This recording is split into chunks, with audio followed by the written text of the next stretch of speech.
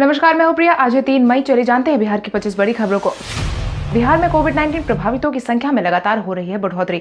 कोविड-19 बिहार में लगातार अपनी पैठ बनाए जा रहा है, जिसके तहत बीते दिन स्वास्थ्य मंत्रालय द्वारा जारी किए गए रिपोर्ट के अनुसार बिहार में कोविड-19 प्रभावित व्यक्तियों का आंकड़ा 481 पहुंच गया है। अगर पाए गए प्रभावित जगहों की बात करें तो अधिकतर भोजपुर, कैमूर, बक्सर, वैशाली के हैं, जिसके बाद सरकार अपनी तरफ से पूरी कोशिश करके कोविड-19 की रोकथाम के लिए काम कर रही है।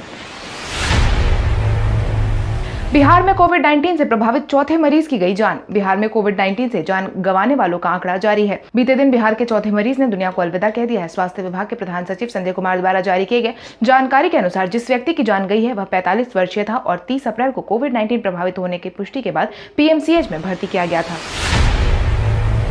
1187 मजदूर को लेकर दानापुर पहुंची स्पेशल ट्रेन। बीते दिन केंद्र सरकार के आदेशानुसार 1187 मजदूरों को लेकर के माइग्रेशन स्पेशल ट्रेन दानापुर पहुंची, जहां पर सभी लोगों का स्वागत स्वास्थ्य मंत्री ने किया। वहीं ट्रेन से आने वाले श्रमिकों को उनके जगह पर पहुंचाया गया। इसी बीच केंद्र सरकार का आभार व्यक्त किया गया है। वहीं स्टेशन पर पहुंचने के बाद इन सभी लोगों की स्क्रीनिंग की गई। इतना ही नहीं, यह सभी वह मजदूर है जिनके सरकार की हेल्पलाइन नंबर पर रजिस्ट्रेशन करवाया था, सिर्फ उन्हें ही आने की अनुमति मिली है। वहीं बसों को सैनिटाइज किया गया है और उसके बाद सोशल डिस्टेंसिंग का ख्याल रखते हुए मजदूरों को बस में बैठाया गया है।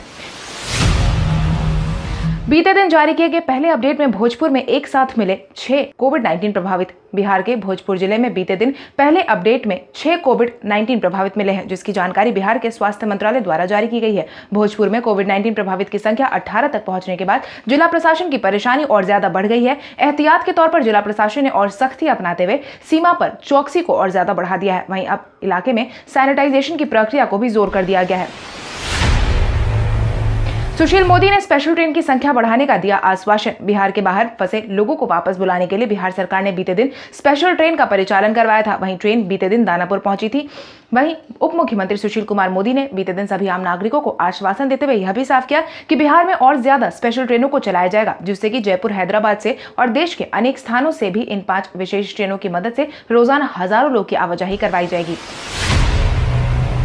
बिहार में कोविड-19 के बढ़ते मामलों को देख केंद्र सरकार है चिंतित। जहां एक समय में कोविड-19 के प्रभाव को कम माना जा रहा था, वहीं अब बिहार में लगातार कोविड-19 के मामले बढ़ते जा रहे हैं, जिसको देखते हुए बिहार सरकार के अलावा अब केंद्र सरकार भी चिंतित हो गई है। केंद्रीय स्वास्थ्य एवं परिवार कल्याण मंत्री डॉक्टर हर्षवर्धन और राज्य मंत्री अश्विनी चौबे ने बीते दिन अधिकारियों के साथ वीडियो कॉन्फ्रेंसिंग के माध्यम से बातचीत की है, जिसमें बिहार में लगातार कोविड-19 के बढ़ते मामले और मुजफ्फरपुर के इलाके में एईएस के बढ़ते असर को लेकर चर्चा हुई है। इसके बाद केंद्र सरकार ने यह भी कहा है कि राज्य में कोविड-19 के डबल होने का औसत राष्ट्रीय औसत से कहीं ज्यादा है। बिहार में 15 दिन से थोड़े ज्यादा वक्त में कोविड-19 का आंकड़ा डबल हो रहा है, जो कि अच्छे संकेत नहीं है। बीते दिन केरल के एर्नाकुलम और तिरूर से 2 श्रमिक स्पेशल ट्रेन खुली। दूसरे राज्य में फंसे बिहार के लोगों की वापसी अब शुरू हो गई है, जिसके बाद आम नागरिकों की परेशानी को देखते हुए बीते दिन 2 श्रमिक स्पेशल ट्रेन को भी बिहार के लिए रवाना किया गया है, जिसका ऐलान बिहार सरकार ने किया है। आपको बता दें, यह ट्रेन बीते दिन केरल के एर्नाकुलम और तिरूर से खुली है। वहीं इससे पहले भी बिहार प्रवासियों को लेकर पहली ट्रेन बिहार पहुंच गई है। बिना जांच के घर नहीं जा पाएंगे बिहार से आने वाले लोग। बंद में फंसे सभी प्रवासी मजदूर और छात्रों को बिहार सरकार बिहार वापस लाने का काम शुरू कर चुकी है। खबरों की माने तो लगभग 10 लाख लोगों को बिहार लाया जाना है। हालांकि बाहरी लोगों के बिहार की सीमा में प्रवेश के साथ ही कोविड-19 के संक्रमण की समस्या भी बढ़ सकती है। ऐसे में सरकार एहतियात के तौर पर इसके रोकथाम के लिए स्क्रीनिंग की प्रक्रिया को तेज करवा रही है, जिसके तहत बिहार के डीजीपी गुप्तेश्वर पांडे ने कहा है कि ऐसे मजदूर, छात्र एवं अन्य लोग 3 स्तर पर स्क्रीनिंग की प्रक्रिया से गुजरने के बाद ही अपने अपने घर पहुंचाए जा रहे हैं। वहीं डीजीपी गुप्तेश्वर पांडे ने सभी अधिकारियों को आदेश जारी करते हुए सभी यात्रियों पर पैनी नजर बनाए रखने की भी अपील की है। कोविड-19 से 10 और मरीज हुए स्वस्थ। जहां एक तरफ बिहार में कोविड-19 के मामले में लगातार बढ़ोतरी हो रही है, वहीं दूसरी तरफ बिहार में लगातार ठीक होने वालों का आंकड़ा भी बढ़ता ही जा रहा है। बीते दिन स्वास्थ्य मंत्रालय द्वारा जारी किए गए रिपोर्ट के अनुसार 10 और मरीज ठीक हो चुके हैं। खबरों की माने तो यह सभी मरीज एनएमसीएच पटना में भर्ती थे। वहीं ठीक हुए सभी मरीजों के बाद बिहार में ठीक होने वालों का कुल आंकड़ा 101 पर पहुंच गया है, जो कि बिहार सरकार और स्वास्थ्य मंत्रालय के लिए एक राहत भरी खबर साबित हुई है। पार्सल ट्रेनों को चलाया जाएगा नॉन स्टॉप। देश में 4 मई से 17 मई के बीच बंद बढ़ाए जाने के बाद रेलवे ने ऐलान कर दिया है कि 17 मई तक किसी भी तरह के पैसेंजर ट्रेन को तो नहीं चलाया जाएगा, मगर पैसेंजर ट्रेन के बदले पार्सल ट्रेनों का परिचालन किया जाएगा। रेलवे के इस फैसले से सहरसा और पंडित दीनदयाल उपाध्याय नगर के बीच चलाई जाने वाली स्पेशल ट्रेन अब 15 मई तक जारी रहेगी। वहीं इस ट्रेन की शुरुआत 9 अप्रैल से की गई थी और 3 मई तक स्पेशल पार्सल ट्रेन को चलाना था, लेकिन अब बंद का विस्तार और इसकी मांग को देखते हुए परिचालन अवधि में विस्तार किया गया है। आईजीआईएमएस के 40 डॉक्टर की आई रिपोर्ट। आईजीआईएमएस के 40 डॉक्टरों की रिपोर्ट आ गई है, जिसके तहत इन सभी डॉक्टर में कोविड-19 पॉजिटिव नहीं पाया गया है। खबरों की माने तो बीते दिन आईजीआईएमएस में कोविड-19 का इलाज होने के बाद वहां कई मेडिकल स्टाफ पॉजिटिव पाए गए थे, जिसके बाद अस्पताल को बंद कर दिया गया था। वहीं कुछ दिनों पहले आईजीआईएमएस में जिस महिला का इलाज किया गया था, उसके संपर्क में आने से एक नर्स और एक महिला सफाई कर्मी कोविड-19 से प्रभावित हो गए थे, जिसके बाद इन सभी डॉक्टर्स के सैंपल को भी भेजा गया था। हालांकि डॉक्टरों की रिपोर्ट आने के बाद अस्पताल को थोड़ी राहत मिली है।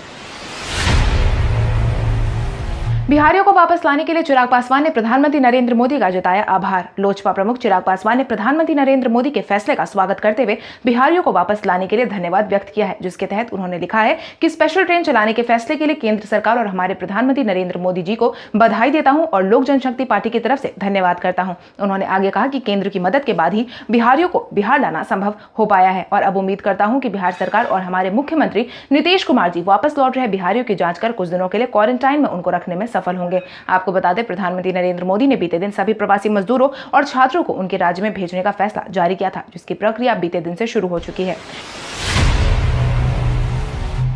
बिहार के सरकारी कर्मियों को बंद की अवधि का भी मिलेगा वेतन। बिहार के सभी सरकारी कर्मचारियों के लिए खुशखबरी। बिहार सरकार ने अधिसूचना जारी करते हुए यह साफ कर दिया है कि सभी सरकारी कर्मियों को बंद की अवधि का भी वेतन दिया जाएगा, जिसके तहत सरकारी कर्मियों को राहत देते हुए सरकार ने मार्च अप्रैल के उनके वेतन भुगतान का निर्णय लिया है। संविदा आउटसोर्सिंग के तहत काम करने वाले कर्मियों को भी बंद की अवधि का उनके नियुक्ति के शर्तों के अधीन वेतन देने की पहल को तेज किया जा रहा है। हालांकि सरकार ने अपने तरफ से 3 मई तक लोकल ट्रेन से यात्रा कर नौकरी पर आने वाले सभी लोगों की छुट्टी प्रदान कर रखी है। सरकार ने यह साफ कर दिया है कि बंद के दौरान अनुपस्थित कर्मियों को भी उपस्थित माना जाएगा और उन्हें वेतन दिया जाएगा। पीएमसीएच के 8 डॉक्टर्स को किया गया सस्पेंड। कोविड-19 के बढ़ते असर के बीच पीएमसीएच के 8 डॉक्टर्स को काम से निकाले जाने की खबर सामने आई है। पीएमसीएच से वैसे डॉक्टर्स को निकाला गया है जिनकी ड्यूटी आइसोलेशन वार्ड में लगाई गई थी, लेकिन आइसोलेशन वार्ड में लगाई गई ड्यूटी में सभी डॉक्टर्स ने ड्यूटी को लेकर शोर शराबा किया था। स्वास्थ्य विभाग की ओर से जानकारी के अनुसार इन सभी डॉक्टर्स को तत्काल प्रभाव से सस्पेंड कर दिया गया है। राज्यपाल फागू चौहान ने बीते दिन जानकी नवमी के शुभ अवसर पर बिहार वासियों को दी शुभकामनाएं। राज्यपाल फागू चौहान ने बीते दिन माता जानकी के पावन जन्मोत्सव जानकी नवमी के शुभ अवसर पर समस्त बिहार वासियों और देशवासियों को हार्दिक शुभकामनाएं दी है, जिसके तहत उन्होंने कहा है कि माता जानकी का दिव्य चरित्र आदर्श भारतीय नारीत्व का प्रतीक है। इसके साथ ही उन्होंने कहा कि मां जानकी का जीवन गाथा उसे हमें त्याग, साधना, सेवा, संयम, सृजन, समदर्शी, करुणा और प्रेम आदि सद्गुणों को अपने आचरण में उतारने की प्रेरणा देता है। वहीं उन्होंने सभी आम नागरिकों से अनुरोध करते हुए यह भी कहा कि इस पर्व पर हमें उल्लास और आनंद के साथ मनाना चाहिए ताकि हमारी सांस्कृतिक विरासत बनी रहे। आइए जानते हैं रेड जोन में किन मामलों में मिलेगी छूट। कोविड-19 के मामले लगातार बढ़ते ही जा रहे हैं। ऐसे में बिहार के कई जिलों को रेड जोन में डाल दिया गया है, जिसके तहत मुंगेर, रोहतास, बक्सर, पटना और गया बिहार के रेड जोन की श्रेणी में डाले गए हैं। वहीं इन इलाकों में मिलने वाली छूट की बात करें तो auto, taxi, rickshaw, cab service चालू नहीं रहेंगे। इन इलाकों में सैलून, स्पा, नाई की दुकान नहीं खुलेंगी। इसके साथ ही जिलों के भीतर या बाहर जाने वाले बसों का परिचालन भी नहीं होगा। वहीं बाइक पर सिर्फ एक व्यक्ति के ही सवार होने की इजाजत दी गई है। आज कोटा से बिहार के लिए रवाना होंगी 2 ट्रेन। लॉकडाउन की वजह से दूसरे राज्य में फंस गए स्टूडेंट, श्रमिक और पर्यटकों को लाने की जिम्मेदारी अब सरकार ने उठा ली है। इसी क्रम में आज कोटा से बिहार के लिए 2 ट्रेन रवाना होंगी, जिसके तहत रेलवे के मुताबिक पहली ट्रेन सुबह 11 बजे कोटा से गया के लिए चलेगी। इसके बाद दूसरी ट्रेन रात 9 बजे कोटा से बरौनी के लिए रवाना होगी। खबरों की माने तो बरौनी के लिए ट्रेन में 8 जिलों के स्टूडेंट्स होंगे, वहीं गया के ट्रेन में 5 जिलों के छात्र मौजूद होंगे। हालांकि सभी छात्र अपने आईडी कार्ड के साथ ट्रेन में बैठेंगे। वहीं स्टूडेंट के साथ उनके पेरेंट्स को सफर करने की अनुमति दे दी गई है। वहीं स्पेशल ट्रेन से सफर करने वाले स्टूडेंट्स करेंगे जिनके मोबाइल पर कोटा डीएम की तरफ से एक मैसेज भेजा गया होगा।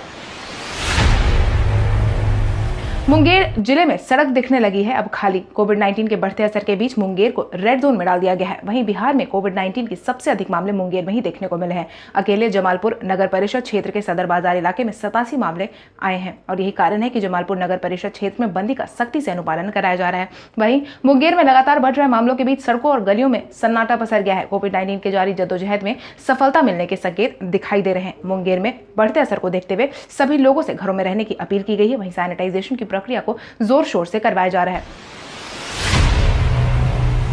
कोविड-19 के माहौल में शिवानंद तिवारी ने मुख्यमंत्री नीतीश कुमार को लेकर कही अहम बात। कोविड-19 के फैलते असर के बीच राजनीति भी बिहार में जोर शोर से देखने को मिल रही है। इसी क्रम में राजद नेता शिवानंद तिवारी ने हाल ही में मुख्यमंत्री नीतीश कुमार की तुलना झारखंड के मुख्यमंत्री हेमंत सोरेन से की है, जिसके तहत उन्होंने कहा कि कोविड-19 के इस माहौल में मुख्यमंत्री नीतीश कुमार पर भारी पड़ रहे हेमंत सोरेन। यही कारण है कि दूसरे राज्यों से छात्रों को वापस बुलाने में झारखंड के मुख्यमंत्री बिहार के मुख्यमंत्री से ज्यादा सतर्कता के साथ काम कर रहे हैं।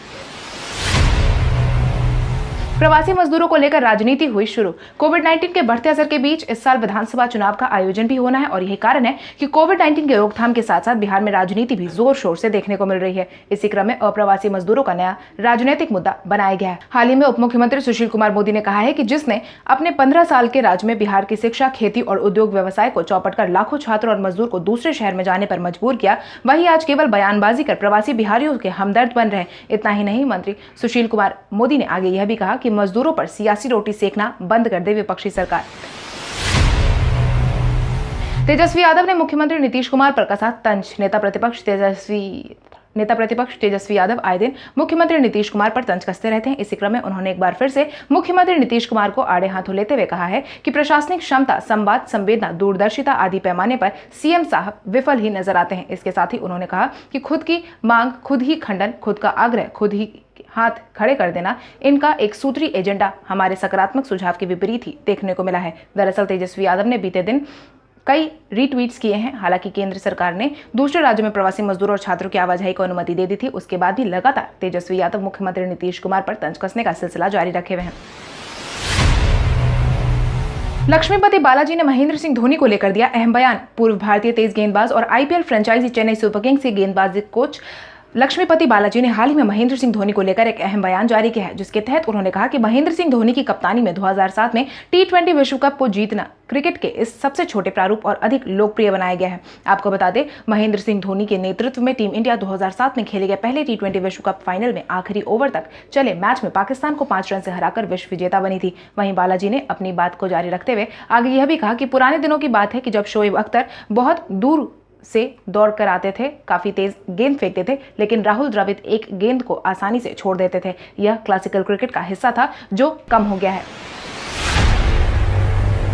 रामायण की सफलता के लिए दूरदर्शन ने वीडियो जारी कर दर्शकों का किया धन्यवाद। कोविड-19 के बढ़ते असर के बाद दूरदर्शन ने दोबारा से रामायण का प्रसारण कराया था। तब से लेकर अब तक रामायण को लेकर काफी सारी चर्चाएं सुनने में मिल रही है। सोशल मीडिया पर इसे लेकर जबरदस्त क्रेज भी देखने को मिल रहा है। इसमें रामायण ने एक नया रिकॉर्ड भी बनाया है। इसके लिए डीडी इंडिया ने कुछ समय पहले एक वीडियो जारी किया था और लोगों का धन्यवाद भी दिया था, जिसके तहत दूरदर्शन नेशनल ने अपने ऑफिशियल ट्विटर अकाउंट पर दर्शकों के लिए पोस्ट लिखते हुए कहा था कि हमारे सभी दर्शकों का धन्यवाद। ग्लोबल तौर पर सबसे ज्यादा देखा जाने वाला मनोरंजन कार्यक्रम। इस पोस्ट के साथ दूरदर्शन एक वीडियो को भी शेयर किया था, जिसमें रामायण देखते हुए कई दर्शक नजर आ रहे थे।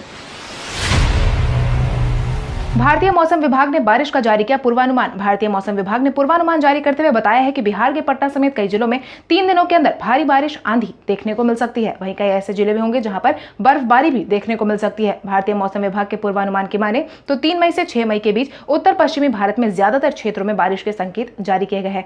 वहीं क्षेत्रीय मौसम पूर्वानुमान केंद्र दिल्ली के प्रमुख कुलदीप श्रीवास्तव ने बताया कि पश्चिमी विक्षोभ के कारण क्षेत्र में दबाव बन रहा है और अरब सागर में नमी पैदा हो रही है और यही है कि बारिश की संभावना बढ़ रही है। आईफोन 12 सीरीज की डिटेल्स हुई लीक। आईफोन 12 सीरीज के लीक्स आने शुरू हो गए हैं, जिनमें स्मार्टफोन की कीमत, डिजाइन और स्पेसिफिकेशन डिटेल सामने आई है। गौरतलब है कि हाल ही में एप्पल आईफोन SE2 लॉन्च किया था, जिसके बाद फैंस में आईफोन 12 को लेकर के काफी ज्यादा इंतजार देखने को मिल रहा था। खबरों की माने तो आईफोन 12 सीरीज के 3 आईफोन 12, आईफोन 12 प्रो और आईफोन 12 प्रो मैक्स लॉन्च किया जाएगा। इस प्रो मैक्स सीजन का टॉप वेरिएंट होगा। लीक्स के मुताबिक आईफोन 12 प्रो में 6.1 इंच की स्क्रीनिंग होगी। इसकी कीमत लगभग 75,000 होगी। वहीं आईफोन 12 प्रो मैक्स की कीमत 83,000 होगी। वहीं आईफोन 12 की कीमत 49,000 होगी।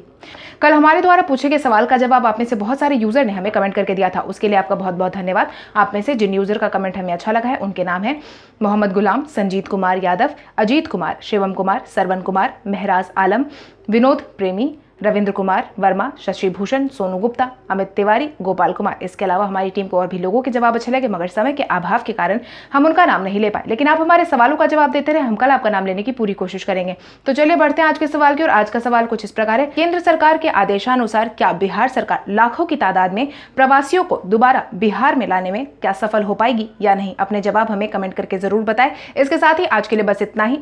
अगर आप ये वीडियो हमारे YouTube पर देख रहे हैं तो हमारे चैनल को सब्सक्राइब करें और बेल आइकन दबाना ना भूलें। और अगर आप ये वीडियो हमारा Facebook पर देख रहे हैं तो इस वीडियो को लाइक करें और ज़्यादा से ज़्यादा शेयर करें। धन्यवाद।